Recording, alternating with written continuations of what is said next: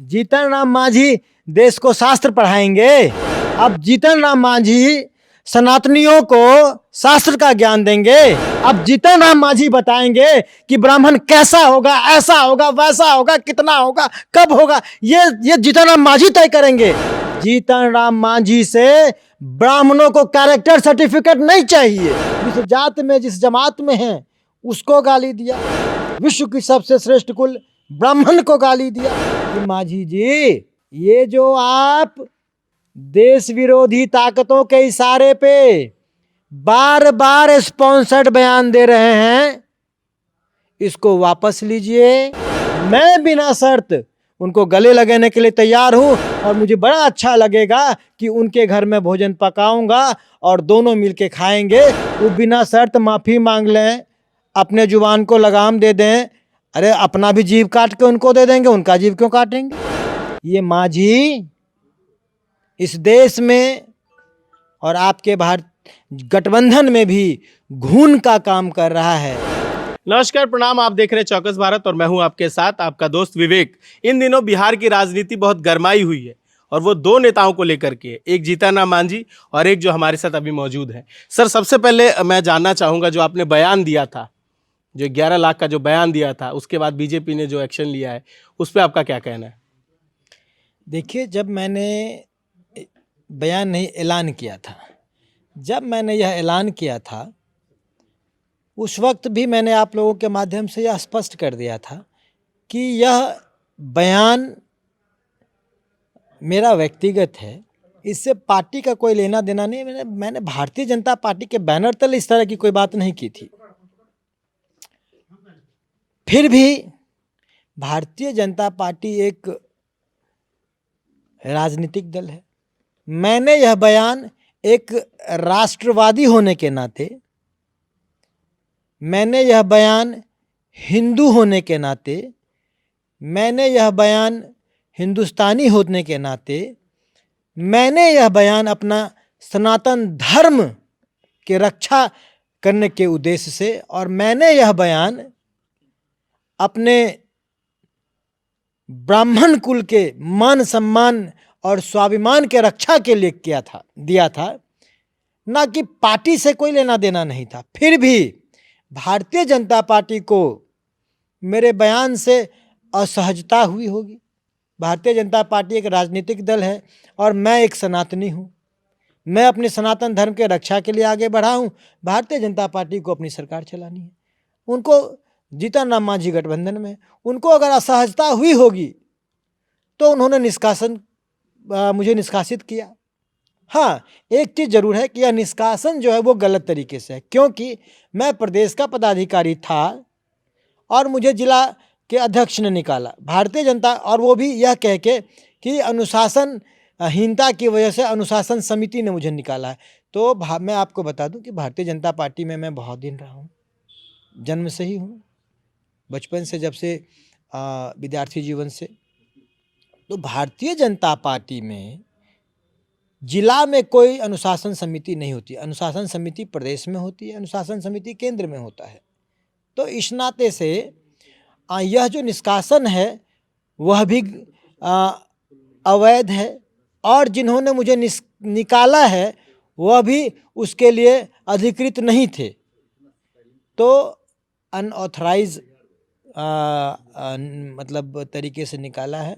लेकिन फिर भी जिस घर में इतने दिनों से रहा, अपना तन मन धन समर्पित करके रहा, उस घर के बारे में आज मैं निकल गया हूं तो घर पे मैं कीचड़ उछालूं, ना तो मेरा ऐसे मेरे नीच संस्कार हैं और ना ही मेरा सनातन धर्म मुझे इन चीज़ों की इजाज़त देता है।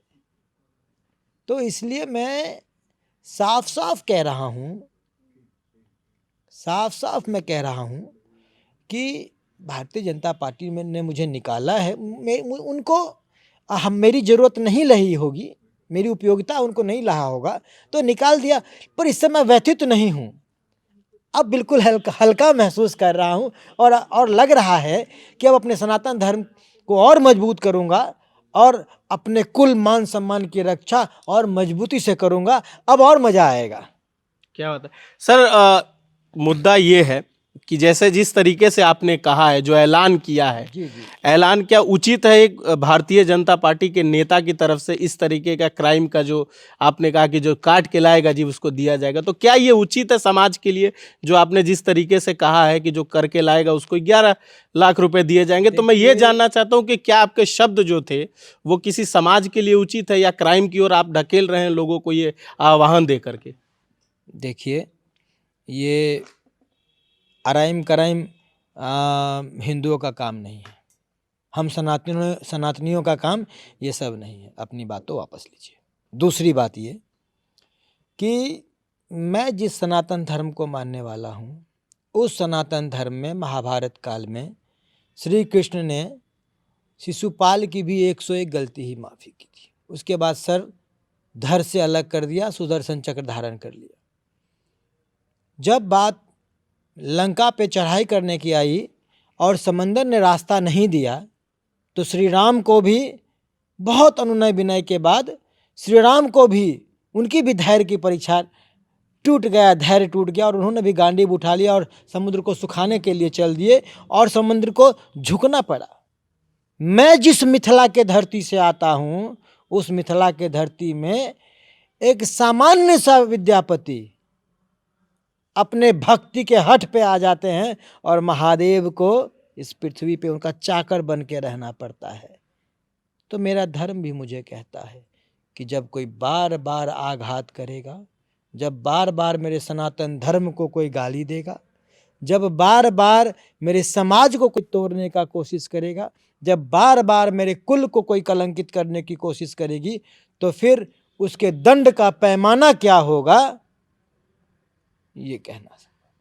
तो मेरे नज़र में ये कोई अराइम कराइम नहीं है। वो बार बार राम भगवान को उन्होंने गाली दिया, अब इष्ट को, भगवान मतलब इष्ट, इष्ट को गाली दिया, सनातन धर्म को गाली दिया, हिंदू धर्म को गाली दिया, अपने खुद जिस जात में जिस जमात में हैं उसको गाली दिया, विश्व की सबसे श्रेष्ठ कुल ब्राह्मण को गाली दिया, जिसकी पूजा भगवान भी करते हैं। सन्यासियों का तो भगवान भी पूजते हैं।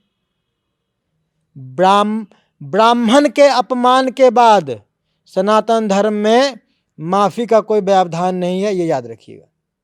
सनातन धर्म में ब्राह्मण के अपमान करने के बाद, आपने कभी सनातन धर्म में सुना है क्या आदिकाल से कि ब्राह्मण का अपमान करने के बाद क्षमा हो गया? नहीं, वहाँ माफ़ी करने। लेकिन मैं फिर भी हृदय की विशालता को बढ़ाते हुए मैंने फिर भी आग्रह किया है कि माधी जी, बार बार आप हिंदू धर्म को, हिंदू समाज को जो तोड़ने का काम कर रहे हैं, मैं आपसे आह्वान करता हूं, मैं आपसे विनती कर रहा हूं कि माझी जी, ये जो आप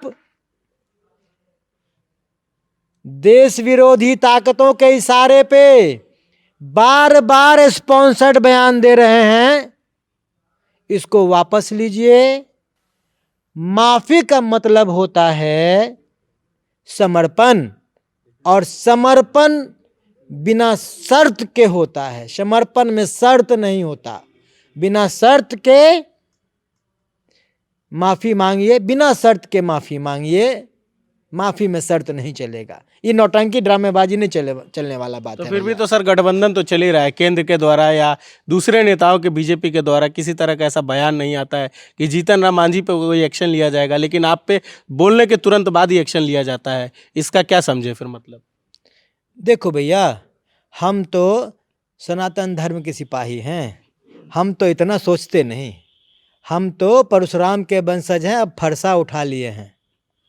जीतन राम मांझी नहीं, इस देश में हिंदू के विरोध में मेरे सनातन धर्म को जो गाली देने का काम करेगा, प्रचंड और पहाड़ की तरह गजेंद्र झा आपको वहां खड़ा मिलेगा। अच्छा, तो केंद्र से मोदी साहब माननीय, उनसे क्या कहना चाहेंगे कि बीजेपी का जो ये चल रहा है? हाँ, कहना चाहूँगा जी, कहना चाहूँगा माननीय मोदी जी, 100 करोड़ जनता, 130 करोड़ जनता के आप आदर्श हैं। सनातन प्रेमियों को आपसे बड़ी उम्मीद है। ये माझी इस देश में और आपके भारत गठबंधन में भी घून का काम कर रहा है। इनको शांत कीजिए, नहीं तो ये मैं कह नहीं सकता, एक बार किसी न किसी दिन ये जब अपने जात के नहीं हैं, ये जब अपने अपने जमात के नहीं, अपने परिवार, ये आपके भी नहीं होंगे। ये अवसरवादी हैं, ये अवसर की तलाश कर रहे हैं, ये आपको भी दगा देंगे, ये सबको दगा देंगे। तो आपके कहने का तात्पर्य है कि कभी भी आरजेडी के साथ शामिल हो सकते हैं? देखिए, ऐसे स्वार्थी लोग आरजेडी के साथ ये कहीं भी कुछ भी जा सकते हैं, कुछ भी कर सकते हैं। इनका कोई भरोसा नहीं भैया, इनका कोई भरोसा। जो धर्म को गाली दे सकता है, अपने, इन्होंने खुद कहा ना, मैंने अपने जात को गाली दी, तो जो एक हिंदुस्तान को गाली दे सकता है, एक हिंदू राम को गाली दे सकता है, एक हिंदू ब्राह्मण को गाली दे सकता है, एक माझी पूरे माझी समाज को गाली दे सकता है, ये सिद्धांत विहीन व्यक्ति है। इनकी कोई विचारधारा नहीं है, इनका आत्म जो चिंतन वो खत्म हो गया। ये कुछ भी कर सकते हैं।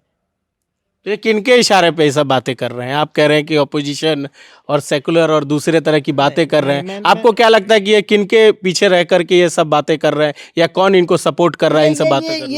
ये हिंदू विरोधी ताकतों के साथ हैं, ये देश विरोधी ताकतों के साथ काम कर रहे हैं। ये किसी भी कीमत में समाज को संगठित करने का कारण नहीं, ये समाज को तोड़ने का काम कर रहे हैं, और कोई बात नहीं है। सर, जीतन राम मांझी ने एक ट्वीट किया है, जिस ट्वीट में लिखा है कि शुद्ध निरीह ब्राह्मण जिन्होंने शाकाहारी भोजन किया हो, जिन्होंने मांस मछली नहीं खाई हो, उनको बुलाया है। तो आपका इस पे क्या कहना है? अब जीतन राम मांझी देश को शास्त्र पढ़ाएंगे? अब जीतन राम मांझी सनातनियों को शास्त्र का ज्ञान देंगे? अब जीतन राम मांझी बताएंगे कि ब्राह्मण कैसा होगा, ऐसा होगा, वैसा होगा, कितना होगा, कब होगा? ये जीतन राम मांझी तय करेंगे। जीतन राम मांझी से ब्राह्मणों को कैरेक्टर सर्टिफिकेट नहीं चाहिए।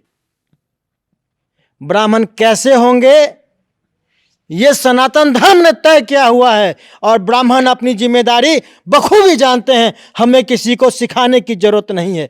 हमने वक्त बेवक्त देश को भी और सनातन धर्म को भी दिशा देने का कार्य किया है, निस्वार्थ, निष्काम, और वो देते रहेंगे।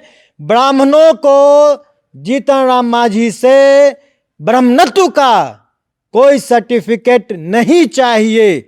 जीतन राम मांझी आज भी अगर चाहते हैं कि हिंदुओं को इस देश में टुकड़े टुकड़े में ना बांटे, हिंदुओं अपने समाज के हिंदुओं के मान सम्मान की रक्षा अगर चाहते हैं, वो चाहते हैं कि इस देश में एकता और अखंडता बनी रहे, तो जीतन राम मांझी आज भी बिना शर्त माफी मांगे। मैं बिना शर्त उनको गले लगाने के लिए तैयार हूं, और मुझे बड़ा अच्छा लगेगा कि उनके घर में भोजन पकाऊंगा और दोनों मिलके खाएंगे और इस देश को और मजबूत बनाएंगे। तो मुझे बहुत अच्छा लगेगा। वो अपना अभिमान, अपना घमंड, अपनी साजिश, अपना सातिराना तरीका और ये ढोंग, ये तमाशा, ये नाटक बंद करें और देश के, बिहार के एकता, अखंडता और विकास की धारा में सहयोग करने का प्रयास करें।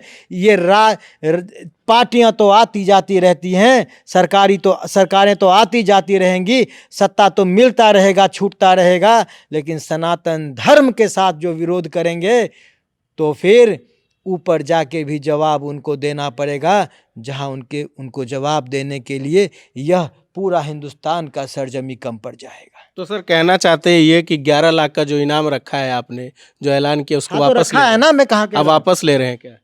अरे क्योंकि आपने कहा खाना बनाएंगे साथ में। अरे भैया, वो बिना शर्त माफी मांग लें, अपने जुबान को लगाम दे दें। अरे अपना भी जीव काट के उनको दे देंगे, उनका जीव क्यों काटेंगे?